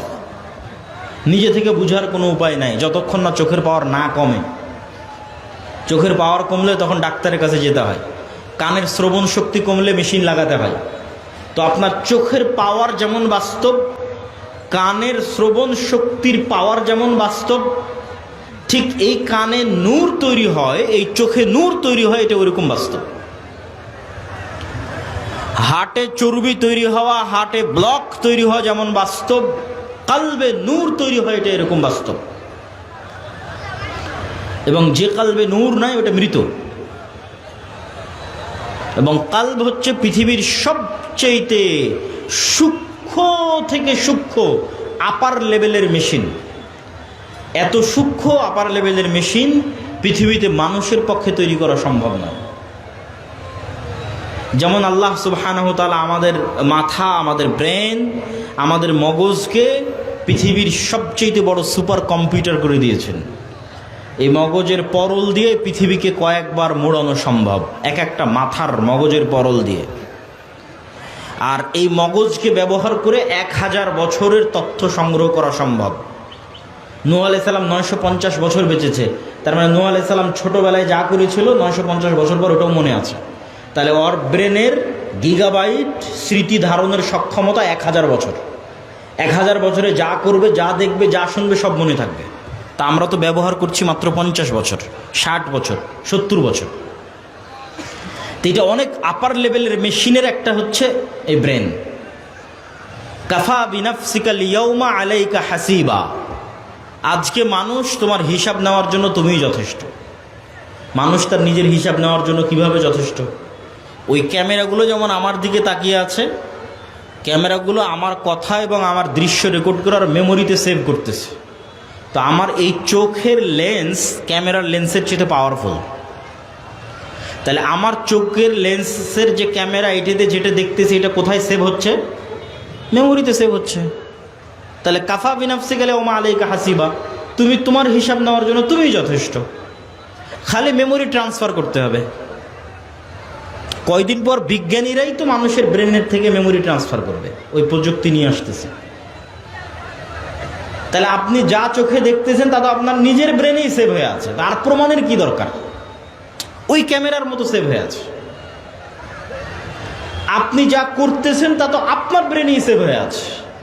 আপনি কান দিয়ে যে গান শুনতেছেন ওটা তো আপনার ব্রেনেই সেভ হয়ে আছে। তা কাফা বিনাফসিকা আল-ইয়াওমা আলাইকা হাসিবা, তোমার হিসাব নেওয়ার জন্য তো তুমিই যথেষ্ট। তোমার মেমোরির ডাটা ট্রান্সফার করলেই তুমি দেখতে পাবা যে তুমি মোবাইলে কি দেখেছো, কানে কি শুনেছো, আর মানুষকে কি বলেছো। এত ভয়ঙ্কর মেশিন মানুষের সাথে লাগানো আছে। আর মানুষের চোখের লেন্স ক্যামেরার চাইতে মজবুত, এটা বুঝবেন কি দিয়ে? ক্যামেরার ছবি সুন্দর লাগে, বাস্তবে চোখে গেলে সুন্দর লাগে না কেন? এই বাস্তব আকাশের দৃশ্য এখন পর্যন্ত পৃথিবীর কোনো ক্যামেরা ধারণ করতে পারেনি।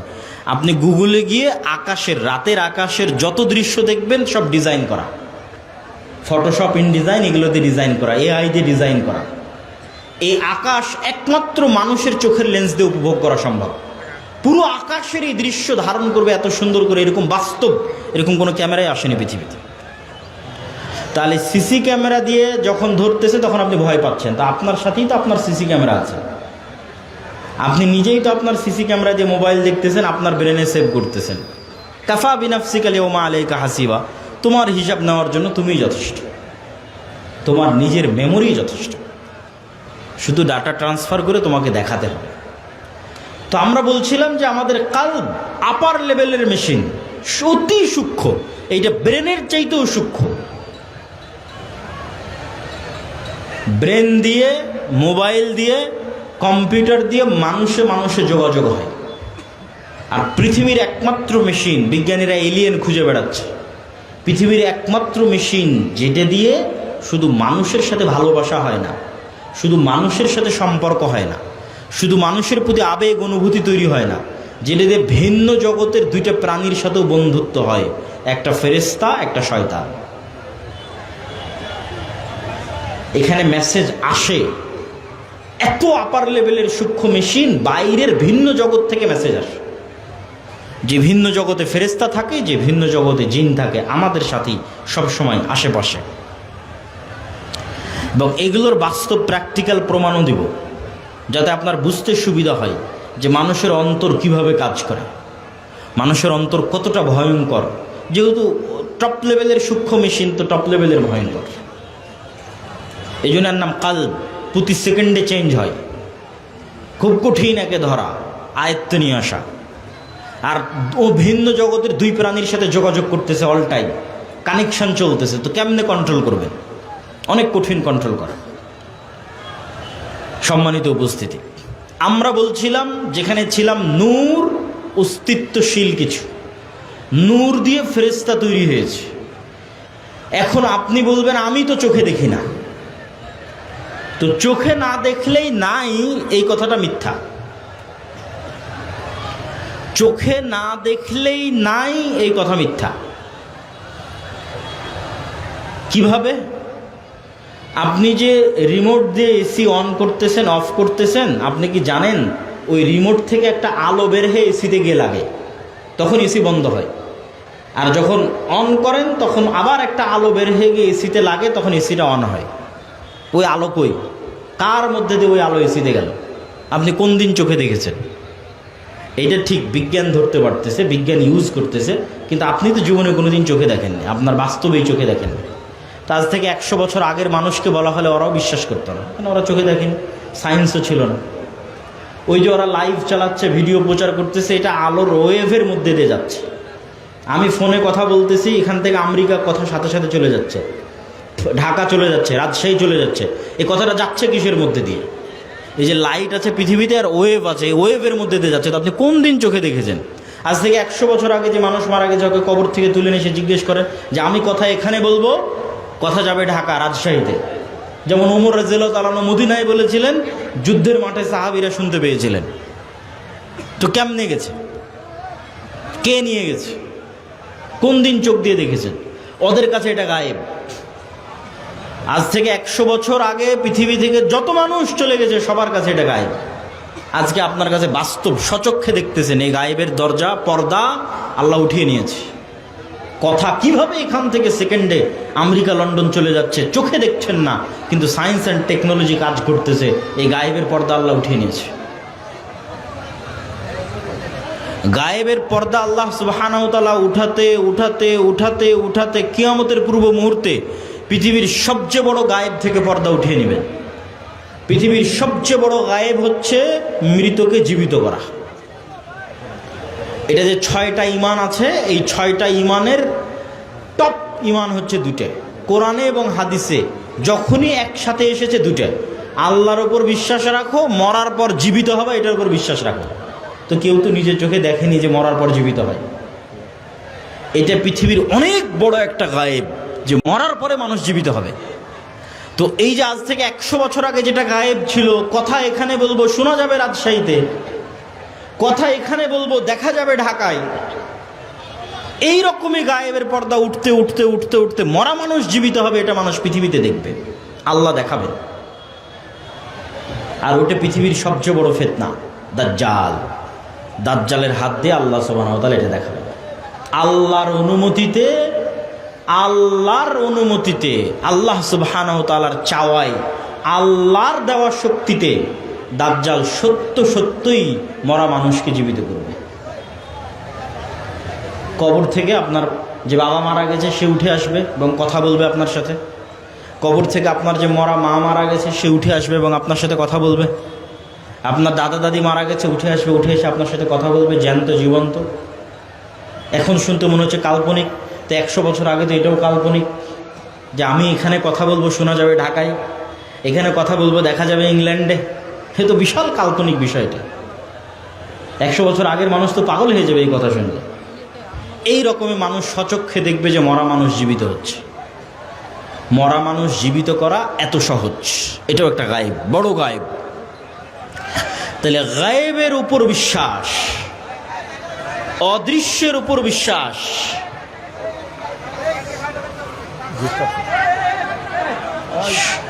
সম্মানিত উপস্থিতি, আমরা একটু ধৈর্যের সাথে হইচই না করে আমাদের বক্তব্যের মোটামুটি আমরা একটা পর্যায়ে এসেছি। কিছু গুরুত্বপূর্ণ কথা বলে বক্তব্যের শেষের দিকে যাব। নূরের অস্তিত্ব আছে, ফেরেশতার অস্তিত্ব আছে।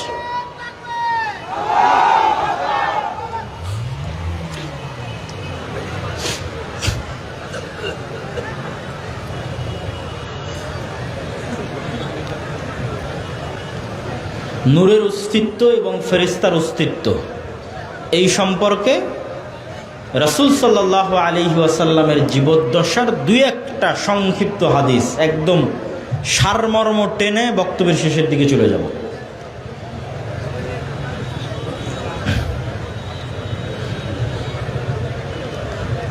দুই একটা সারমর্ম কথা কি? রাসূল সাল্লাল্লাহু এখনই করে ফেলতেছি আমার বক্তব্যের শেষের দিকে।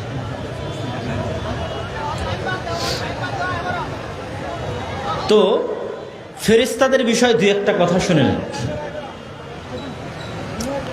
রাসূল সাল্লাল্লাহু আলাইহি ওয়াসাল্লামের যুগে সাহাবীরা ফেরেশতাদের উপর কেমন বিশ্বাস রাখত। একদিন এরকম মাজলিসে বসে আছে একজন মানুষ, দেখতে খুব সুন্দর, সাদা ধবধবে পোশাক। মদিনার মানুষ কোনোদিন তাকে দেখেনি, অতীতেও কোনোদিন দেখেনি, পরেও কোনোদিন দেখেনি। গায়ে সফরের আলামত নাই। আমি এতটুকু সফর করে আসছি তাই আমার গায়ে সফরের আলামত আছে। আল্লাহ নবীকে জিজ্ঞেস করলো ইসলাম কি, ইহসান কি, ঈমান কি, কিয়ামত কখন হবে। উত্তর দিয়ে বিদায় নিল। আল্লাহ নবী সাহাবীদের জিজ্ঞেস করলো তোমরা কি জানো কে এসেছিল? তো বলে না। তো বলে এটা জিবরাইল এসেছিল তোমাদেরকে দিন শেখানোর জন্য। তাহলে ওনারা স্বচক্ষে কাকে দেখলেন বলেন তো, একটু জোরে বলেন, স্বচক্ষে কাকে দেখলেন? জিবরাইলকে। বদরের যুদ্ধের দিন দুইজন যোদ্ধা যুদ্ধ করতেছে। আব্দুর রহমান বিন আউফ রাদিয়াল্লাহু তাআলা আনহু বলছেন যাদেরকে তিনি আগে কোনোদিন দেখেননি, পরে কোনোদিন দেখেননি। আল্লাহর নবীকে জিজ্ঞেস করলেন আল্লাহর নবী এরা কারা, এদের তো চিনি না। আল্লাহ নবী বললেন এই দুইজন ছিল জিবরাইল আর মিকাইল, বদরের যুদ্ধে যুদ্ধ করতেছে সরাসরি। হানজালা রাদিয়াল্লাহু তাআলা আনহু মারা গেলেন, শহীদ হলেন উহুদের যুদ্ধে। বাসর ঘর থেকে যেহেতু বের হয়েছিলেন, সাহাবীরা বললেন তাকে গোসল দিতে হবে। আল্লাহর নবী বললেন যে তোমাদের আগেই ফেরেশতারা তাদের গোসল দিয়ে ফেলেছে, বলেন আল্লাহু আকবার। খন্দকের যুদ্ধে আল্লাহর নবী যুদ্ধ শেষ করে এসে তরবারি রেখে দিয়েছে, গোসল করবে। জিবরাইল এসে বলছে না, যুদ্ধ শেষ হয়নি। ইহুদিদের 3টা গোত্র, বানু কুরাইজা, বানু কায়নুকা, বানু নাজির, এরা গাদ্দারি করেছে, এদের শাস্তি দিতে হবে, বের হও। আনাস রাদিয়াল্লাহু তাআলা আনহু বলছে আল্লাহর নবী আমাদের আদেশ দিলেন বের হওয়ার জন্য। আমরা এই ইহুদি গোত্রের উদ্দেশ্যে যখন বের হলাম, ধরেন সরিষাবাড়ি, আমরা এখন একসাথে বের হচ্ছে, আমাদের আগে 30টা মোটর সাইকেল। তো 30টা মোটর সাইকেলের উড়ন্ত ধুলা দেখা যাচ্ছে। তো আনাস রাদিয়াল্লাহু তাআলা আনহু বলছে আমরা যাচ্ছি, তো আমাদের আগে জিবরাইলের ঘোড়সওয়ার বাহিনীর পায়ের আঘাতে তৈরি হওয়া উড়ন্ত ধুলা আমরা দেখতে পাচ্ছি। আল্লাহু আকবার। তো এরকম কত শত বর্ণনা আপনাদের দিব বেহিসাব। সাদ বিন মুআজ মারা গেছে, রাসূল সাল্লাল্লাহু আলাইহি ওয়াসাল্লাম বলছে তার জানাজায় 70,000 ফেরেশতা অংশগ্রহণ করেছে। রাসূল সাল্লাল্লাহু বলছেন আজকে জিবরাইল আসেনি, বাড়িতে ছবি ছিল। জিবরাইল আমাকে বলতেছে মেসওয়াক করেন, আপনার মুখের গন্ধ কষ্ট পাই। মেসওয়াক করতে করতে আমার দাঁতের আশেপাশের গোস্ত ছিলে গেছে। তো ফেরেশতার অস্তিত্বের বিশ্বাসের লেভেলটা, এবার সাহাবীদের লেভেলটা দেখেন। তাহলে খালিদ বিন ওয়ালিদ, আমর ইবনে আস এরা যখন যুদ্ধ করতে যাবে, তো এরা দুনিয়ার ভরসায় যুদ্ধ করবে না, আল্লাহর সাহায্যের ভরসায়। ওরা স্বচক্ষে ফেরেশতা নামতে দেখেছে আকাশ থেকে, এই লেভেলের ঈমান ছিল। আর আকাশ থেকে ফেরেশতা নামার বর্ণনা আল্লাহ নিজে কোরআনে দিয়েছে। সূরা আলে ইমরান পড়েন, আনফাল পড়েন, সূরা বাকারা পড়েন, নেসা পড়েন। আল্লাহ সুবহানাহু ওয়া তাআলা বলছে যে উনি আকাশ থেকে ফেরেশতা নামিয়েছেন বদরে, উহুদে, খন্দকে, হুনাইনে। তো আজকের মুসলমানদের তো বিশ্বাসই নাই যে ফেরেশতা আছে, তো ফেরেশতা সাহায্য করবে আল্লাহর পক্ষ থেকে, এটা তো আরো পরে। বিশ্বাসই তো নাই যে ফেরেশতা আছে। সম্মানিত উপস্থিতি,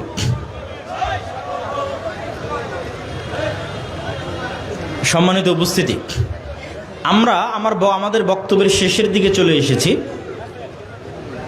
তো ফেরেশতাদের প্রতি ঈমানের মজবুতি সাহাবীদের কোন পর্যায়ে ছিল সেটা দেখাচ্ছিলাম। তার সাথে দুই একটা শিক্ষণীয় কথা বলে বক্তব্যের শেষের দিকে চলে যাব। ফেরেশতাদের সাথে বন্ধুত্ব হয়, শয়তানের সাথে বন্ধুত্ব হয়। আপনার বাস্তব বন্ধুর চাইতে বেশি বাস্তব ফেরেশতার সাথে বন্ধুত্ব, শয়তানের সাথে বন্ধুত্ব। শয়তান এবং ফেরেশতার অস্তিত্ব আপনার বন্ধুর চাইতে বেশি বাস্তব। এখন আপনি ফেরেশতার বন্ধু না শয়তানের বন্ধু, এটা পরীক্ষা করার দায়িত্ব আপনার।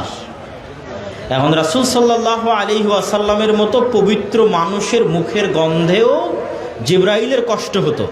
তাহলে আজকে যারা আপনারা এখানে বসে আছেন, তাদের মধ্যে কেউ যদি বিড়ি সিগারেট পান করেন, তাহলে আপনার কাছে ফেরেশতা আসে না আসে না বলেন?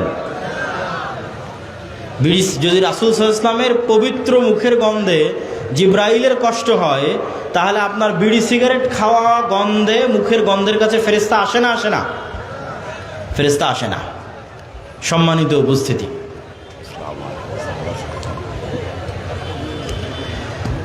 তাহলে আপনি কার বন্ধু? ফেরেশতার বন্ধু না শয়তানের বন্ধু? শয়তানের বন্ধু। অতএব এখন থেকেই চিন্তা করেন আপনি কার সাথে আছেন।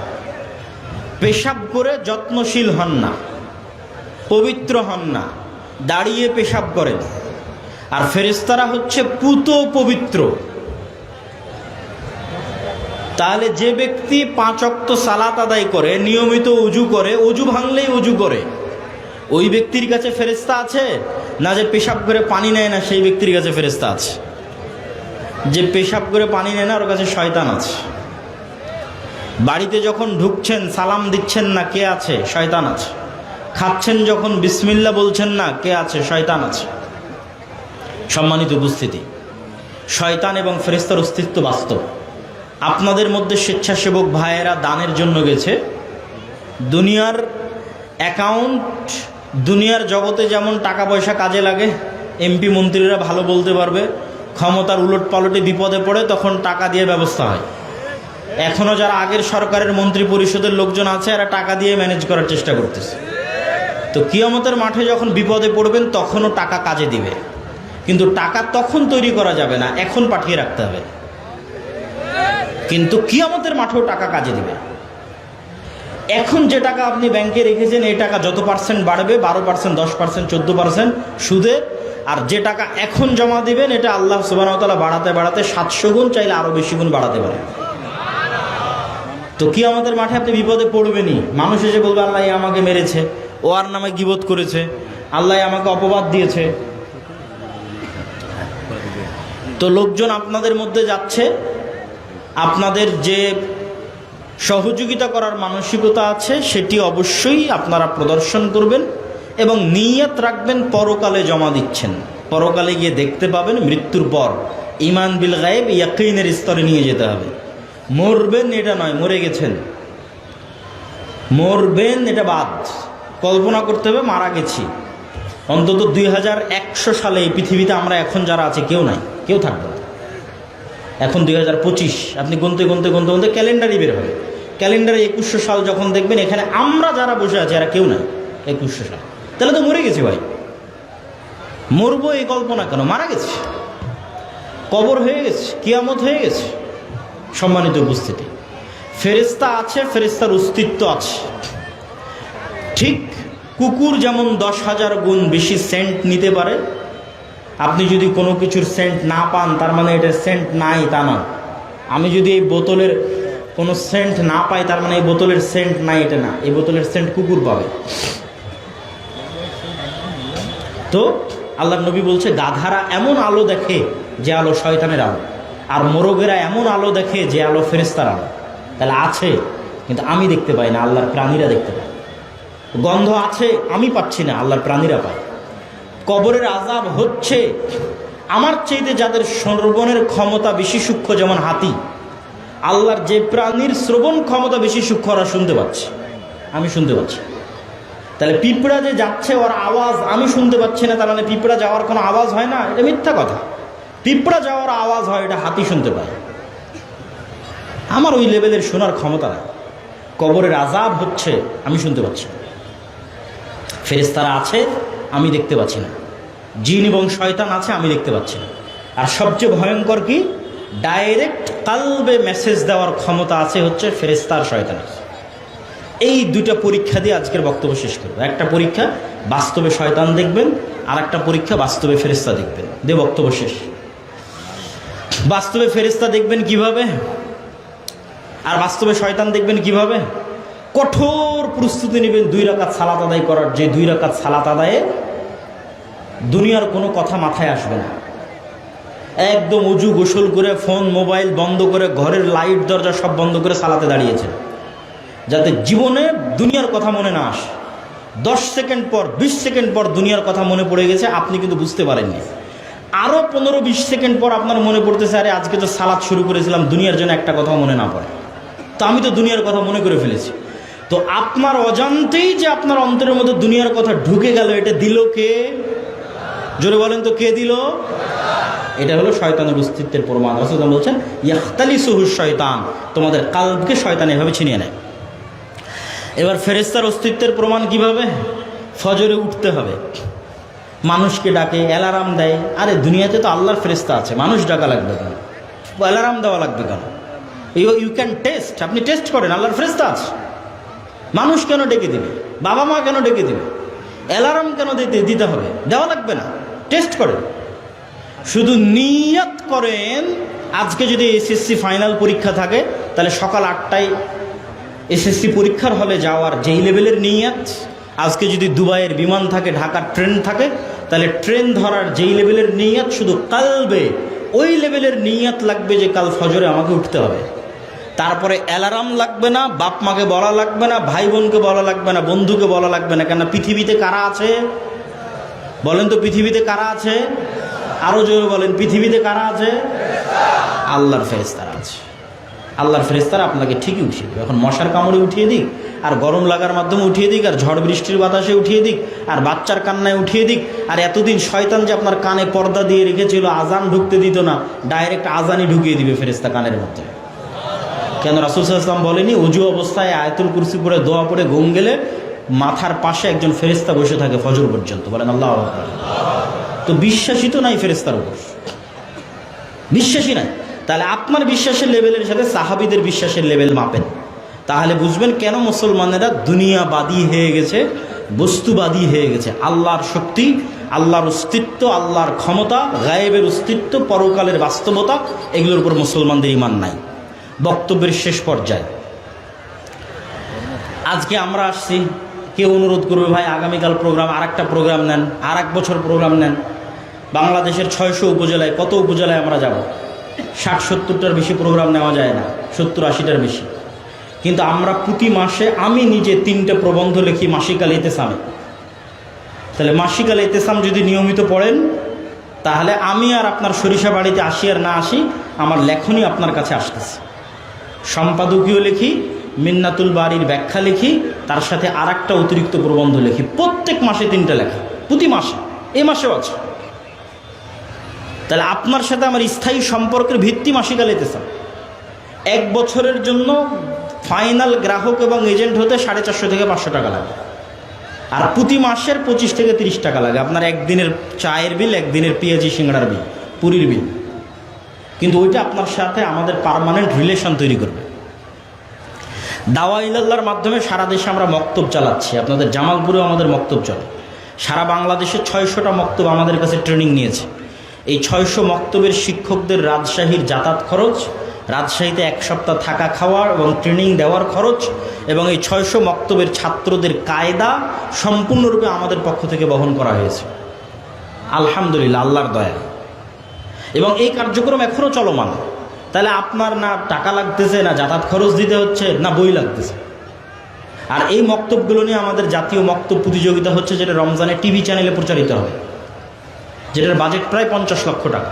এবং এটা বাংলাদেশে প্রথম মক্তব কেন্দ্রিক টিভি চ্যানেলে রিয়েলিটি শো আয়োজিত হচ্ছে। মক্তবের বাচ্চারা টিভিতে যাবে।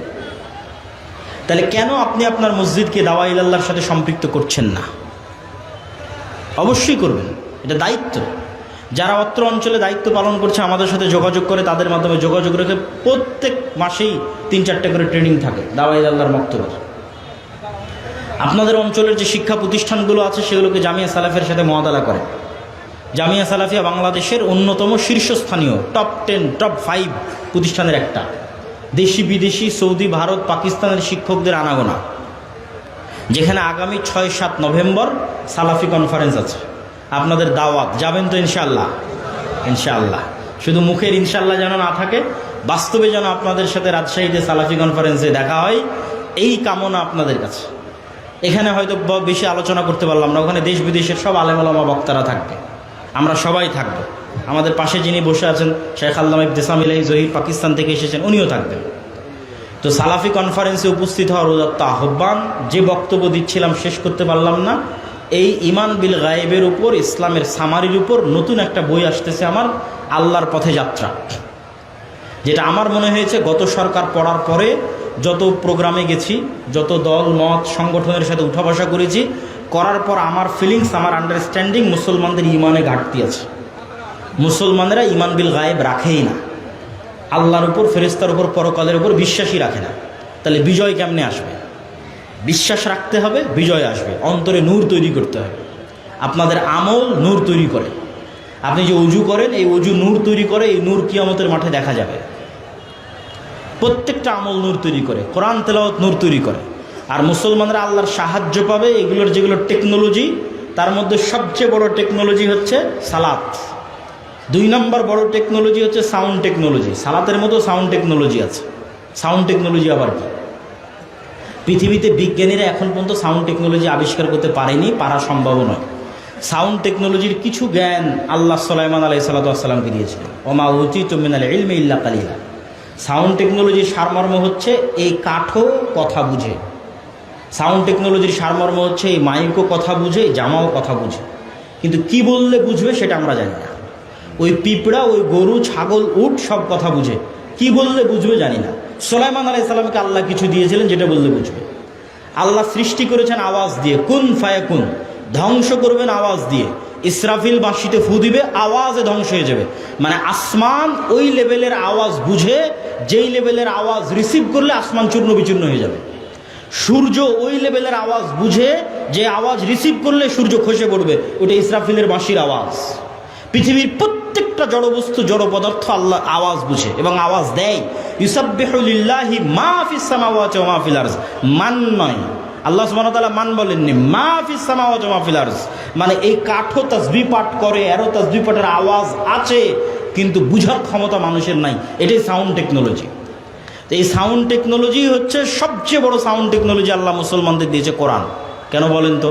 কোরআন কার আওয়াজ? কোরআন কার সাউন্ড? কোরআন আল্লাহর সাউন্ড, আল্লাহর আওয়াজ। সম্মানিত উপস্থিতি, এই জন্য জিকির মোস্ট পাওয়ারফুল, সবচেয়ে পাওয়ারফুল। আল্লাহ সুবহানাহু ওয়া তাআলা কোরআন মাজিদে বারবার বলেছে তোমরা সকালে সন্ধ্যায় জিকির করো। জাকারিয়া আলাইহিস সালাম বলছে বৃদ্ধ বয়স, বন্ধা স্ত্রী, সন্তান কই থেকে হবে? আল্লাহ বলছে সকাল সন্ধ্যায় জিকির করা এমনি হবে ইনশাআল্লাহ। কেননা এই জিকির পাওয়ার তৈরি করে, আওয়াজ, সবগুলো আওয়াজ বুঝে, আওয়াজ রিসিভ করার ক্ষমতা আছে। ইরানে বিজ্ঞানীদের হত্যা করেছে, তারপরে কাতারে ওই যে হামাসের নেতাদের হত্যা করেছে মোবাইল বিস্ফোরণে। এই জন্য আফগানিস্তানের সরকার ইন্টারনেট বন্ধ করে দিয়েছিল কিছুদিন আগে, নেটওয়ার্ক সব বন্ধ, ইন্টারনেট সব বন্ধ। কেন?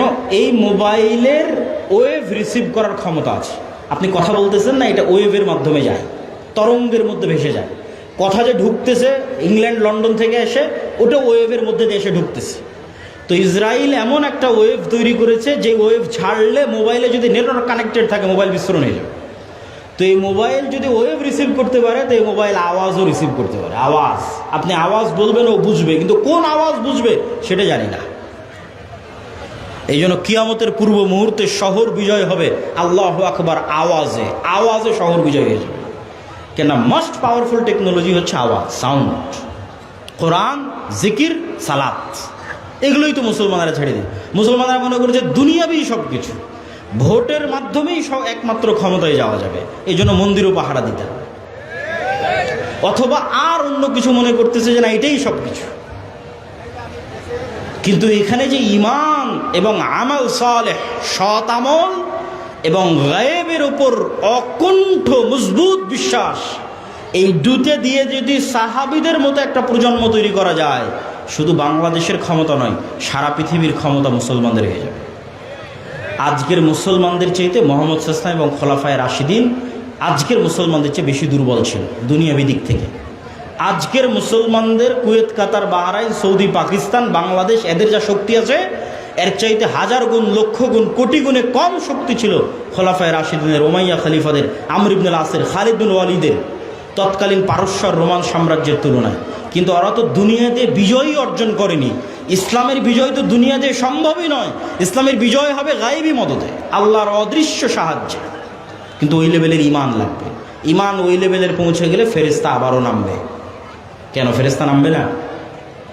ঈসা আলাইহিস সালাম কাদের কাঁধে ভর দিয়ে পৃথিবীতে আসবে? কাদের কাঁধে ভর দিয়ে পৃথিবীতে আসবে? ফেরেশতার কাঁধে ভর দিয়ে পৃথিবীতে আসবে। দাজ্জাল যখন মক্কা মদিনায় প্রবেশ করবে, কে মক্কা মদিনা রক্ষা করবে তরবারি হাতে? ফেরেশতা। সেসব কোরআন হাদিসে জলজল করতেছে, আবারও নামবে পৃথিবীতে। কিন্তু ওই লেভেলের ঈমান লাগবে। শয়তানের বন্ধুত্ব ছাড়তে হবে, ফেরেশতার বন্ধুত্ব গ্রহণ করতে হবে। আমরা তো সব শয়তানের গোলাম হয়ে গেছি, শয়তানের দাস হয়ে গেছি। শয়তানের বন্ধুত্ব আমাদের ধ্বংস করে ফেলে দিচ্ছে। আল্লাহ সুবহানাহু ওয়া তাআলা আমাদের হেফাজত করুক, আল্লাহুম্মা আমিন। মাসিক আল ইতিসাম ক্রয়ের দাওয়াত, আমাদের যে বই পুস্তকগুলো আছে সেগুলো দেখার দাওয়াত, আগামী 6-7 নভেম্বর, আগামী বলতে পরশুদিন সালাফি কনফারেন্সে উপস্থিত হওয়ার দাওয়াত রাজশাহীতে। এই কয়েকটা দাওয়াত দিয়ে আজকের সংক্ষিপ্ত বক্তব্য এখানেই শেষ করছি। আসসালামু আলাইকুম ওয়া রাহমাতুল্লাহি ওয়া বারাকাতুহু। আবার কি যাবে? আচ্ছা, আপনাদের মধ্যে যদি আবারও স্বেচ্ছাসেবকরা যায়, আপনারা দয়া করে আন্তরিকভাবে যতদূর সম্ভব হবে সহযোগিতা করবেন।